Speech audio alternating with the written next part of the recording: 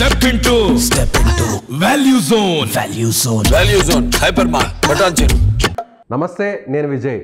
తెలంగాణలో popular IAS ఆఫీసర్స్లో ముఖ్యమైనటువంటి వారిలో ఇద్దరు అధికారులు ఉన్నారు. అందులో మహిళా అధికారులు స్మితా అబర్వాల్ అలాగే అమ్రపాలి. ఈ ఇద్దరు కూడా తెలంగాణలోనే విధులు నిర్వహించే విధంగా కూడా వారు నిర్ణయం తీసుకున్నట్టుగా తెలుస్తుంది. అయితే కేంద్ర సర్వీసులకు వెళ్తారంటూ కూడా మొదట స్మితా సబర్వాల్ మీద కొంత ప్రచారం నడిచింది. అయితే ఆమె తాను ఎక్కడకు వెళ్ళడం లేదు, తెలంగాణ సర్వీసులోనే ఉంటానంటూ కూడా ఆమె స్పష్టం చేశారు. అదేవిధంగా అక్కడ తెలంగాణ సర్వీసులో పనిచేయడానికి వచ్చినటువంటి అమ్రపాలి కేంద్ర సర్వీసుల్లో అక్కడ రిపోర్టింగ్ చేసిన తర్వాత ఇప్పుడు తాజాగా ఆమె తెలంగాణలోనే పనిచేయబోతున్నారు. సో ఇద్దరు అధికారులు కూడా ఇప్పుడు తెలంగాణలోనే పనిచేయడం పట్ల ఒక సంచలనంగా మారిందని చెప్పవచ్చు. దీనిపై విశ్లేషించడానికి మనతో పాటు Suman TV news chief editor Keshav గారు. నమస్తే కేశవ్ గారు. నమస్తే విజయ్. సో ఇద్దరు అధికారులు కూడా చాలా ఫేమస్ మహిళా అధికారులుగా వారి పనితీరుతో చాలా మంచి పేరు తెచ్చుకున్నారు. సో ఇప్పుడు ఆ ఇద్దరు అధికారులు కూడా తెలంగాణలోనే పనిచేయడం పట్ల ఎలా చూడాలంటే, అంటే ఇక్కడ ఒక చిన్న కాంట్రాస్ట్ ఏంటంటే అమ్రపాలి ఇంతకు ముందర వరంగల్ జిల్లా కలెక్టర్గా, తర్వాత తెలంగాణ సర్వీసుల నుంచి ఆమె సెంట్రల్ సర్వీస్కి వెళ్ళిపోయింది. ఇప్పుడు అక్కడ సెంట్రల్ సర్వీసెస్ కంప్లీట్ అయినటువంటి నేపథ్యం, అంటే అక్కడ డిప్యుటేషన్ కంప్లీట్ అయింది కాబట్టి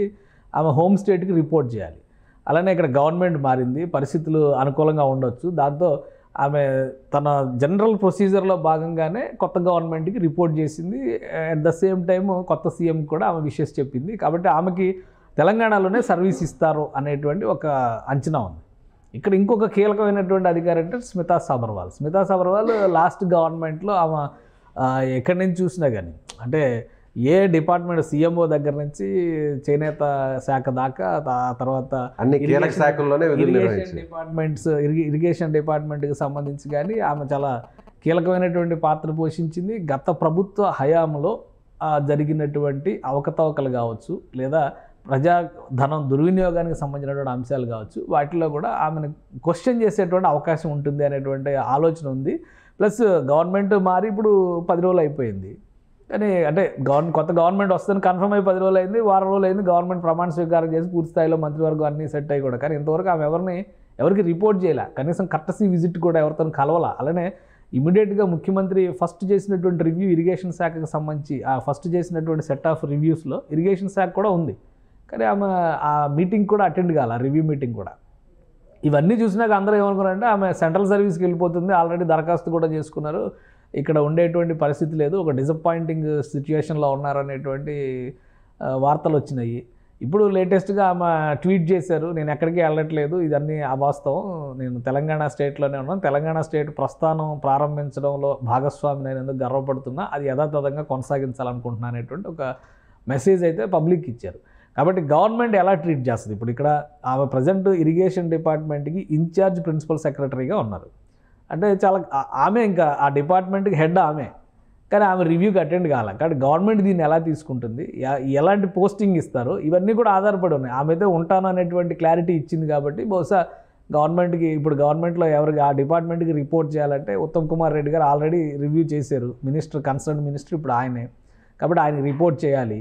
సో ఆమె విధుల్లోకి ఎప్పుడు వెళతారో అనేది ఇక్కడ ఆసక్తికరమైనటువంటి అంశం. ఇక్కడ ఇంకో విషయం కూడా మనం చూడాలి. ఇప్పుడు మాజీ ఐఏఎస్ ఆకునూరు మురళి లాంటి వాళ్ళు ఆల్రెడీ ఆయన ఒక ట్వీట్ చేశారు, సెంట్రల్ సర్వీస్కి వెళ్ళిపోతాం అనేటువంటి అధికారుల్ని ఎవరికి కూడా అనుమతి ఇవ్వద్దు అనేటువంటి ఒక ఇది చేశారు.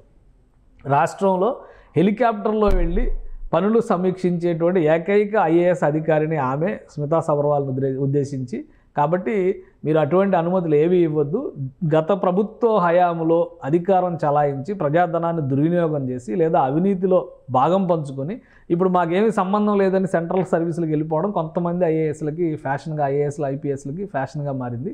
కాబట్టి ఎట్టి పరిస్థితుల్లో ఉపేక్షించొద్దు అన్నాడు ఒక మాజీ ఐఏఎస్ ఆయన. కాబట్టి ఇవన్నీ కూడా గవర్నమెంట్ కూడా కన్సిడరేషన్లో తీసుకుని, మనం ఆల్రెడీ చూసాం కదా, టీఎస్పీఎస్సీ చైర్మన్ రిజైన్ చేస్తే గవర్నర్ రిజెక్ట్ చేశారు. ఇప్పుడు ఆ కేసు తేలకుండా మీరు ఎక్కడికి వెళ్తారనేటువంటి పరిస్థితి ఉంది. అలానే జెన్కో సీఎండీకి సంబంధించి ఆయన ప్రభాకర్ రావు రిజిగ్నేషన్ ఇస్తే సీఎం డైరెక్ట్గా ఆదేశాలు జారీ చేశారు, మొత్తం క్లారిటీ వచ్చే వరకు ఎవరిని రిలీవ్ చేయొద్దు అనేటువంటి. జనరల్గా గవర్నమెంట్ మారిన తర్వాత ఒక 2-3 నెలలు రిజిగ్నేషన్ ఇచ్చినా కానీ రిలీవింగ్ ఆర్డర్స్ ఇవ్వడానికి 2-3 నెలల సమయం తీసుకుంటారు.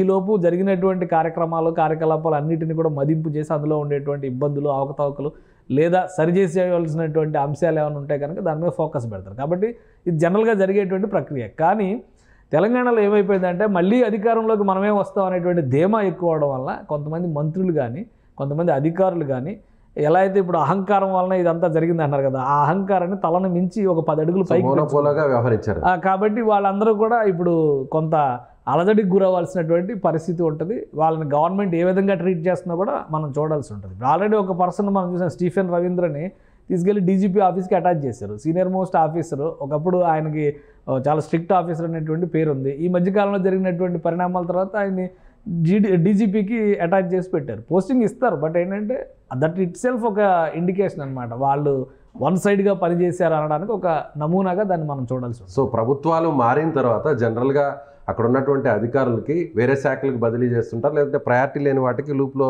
పంపిస్తుంటారు. అలాగే వాళ్ళకి అనుకూలంగా ఉన్నటువంటి అధికారులను తీసుకొచ్చేటువంటి ప్రయత్నం చేస్తారు. కానీ ఇక్కడ స్మితా సబర్వాల్ పరిస్థితి ఏంటంటారు? ఇప్పుడున్న పరిస్థితిలో ఇమీడియట్ పోస్టింగ్ ఇవ్వడానికైతే స్కోప్ చాలా తక్కువగా ఉంది.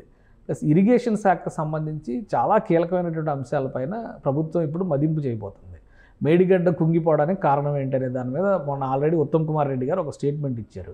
సివిల్ సప్లై శాఖలోనే 56,000 కోట్లు ఇష్టం వచ్చినట్టు ఖర్చు పెట్టారు, దానివల్ల అప్పుల భారం పెరిగింది, నష్టాలు కూడా జరిగినాయి అనేటువంటి మాట చెప్పారు. కాబట్టి ఇవన్నీ సరిచేయాలి కదా. వీటికి సంబంధించి ఆఫీసర్స్ రోల్ ఎంతవరకు ఉంటుంది? ఇప్పుడు కొన్ని కేసెస్ మనం ఆల్రెడీ గతంలో చూసాం. స్ట్రిక్ట్గా కొన్ని కేసెస్లో ఈ పని చేయకూడదు, ఇది రూల్కి లోబడి లేదు అనేటువంటి విషయం మెన్షన్ చేసిన తర్వాత కూడా ఆ నిర్ణయం తీసుకుని ఉంటే కనుక ఖచ్చితంగా అది రాజకీయమైన నిర్ణయం అయింది, వాళ్ళ మీద చర్య తీసుకోవాలి. అధికారులు అక్కడ కొంత రిలీఫ్ దక్కేటువంటి అవకాశం ఉంది. అటువంటి ప్రక్రియ ఈ నిర్ణయాల క్రమంలో జరిగిందా లేదా, అది చాలా కీలకమైనటువంటిది. ప్లస్ ప్రాణహిత చేవేళ్ల ప్రాజెక్టు రూపురేఖలు మార్చేటువంటి క్రమంలో ఉద్దేశపూరితంగా కాంట్రాక్టర్లు కొంత మేలు చేసేటువంటి ఒక వ్యూహం అనుసరించారు అనేటువంటి మాట చెప్తున్నారు. కాబట్టి ఇవన్నీ కూడా బయటికి తీసేటువంటి ప్రయత్నం చేస్తుంది. ఆ రోజు ఏం జరిగింది, ఫైల్ ప్రొసీజర్ ఏముంది, ఫైల్లో ఏం రాశారు, రాసిన సదరు అధికారులకు ఇప్పుడు ఇచ్చేటువంటి వివరణ ఏంటి, ఇవన్నీ కూడా డేటా తీసుకుంటారు.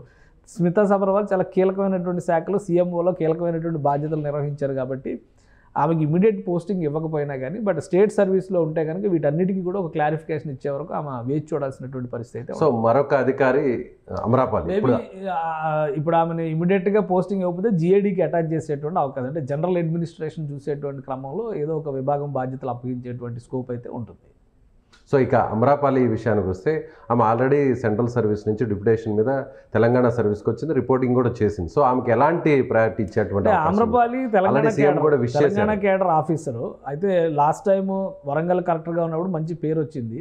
తర్వాత సడన్గా ఆమె సెంట్రల్ సర్వీస్ ఆప్ట్ చేసుకోవడం, సెంట్రల్ సర్వీస్కి వెళ్ళి ఇప్పుడు సెంట్రల్ సర్వీస్ కంప్లీట్ అయింది కాబట్టి మళ్ళీ హోమ్ స్టేట్కి వచ్చేసారు.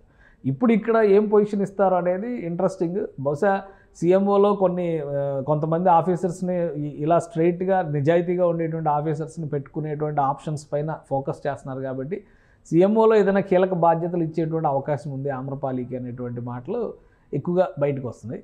సో స్మితా సబర్వాల్ అవుట్, ఆమ్రపాలి ఇన్ను అనేది సోషల్ మీడియాలో. స్మితా సబర్వాల్ స్టేట్ వదిలి వెళ్ళిపోతున్నారేమో అనుకున్నారు అవుట్ అంటే, ఇప్పుడు స్టేట్ వదిలి వెళ్ళట్లేదు కాబట్టి వేరే డిపార్ట్మెంట్కి వెళ్తారు. బహుశా సీఎంఓలోకి ఆమ్రపాలి వచ్చేటువంటి అవకాశాలు స్టిల్ ఛాన్సెస్ ఉన్నాయి అక్కడ.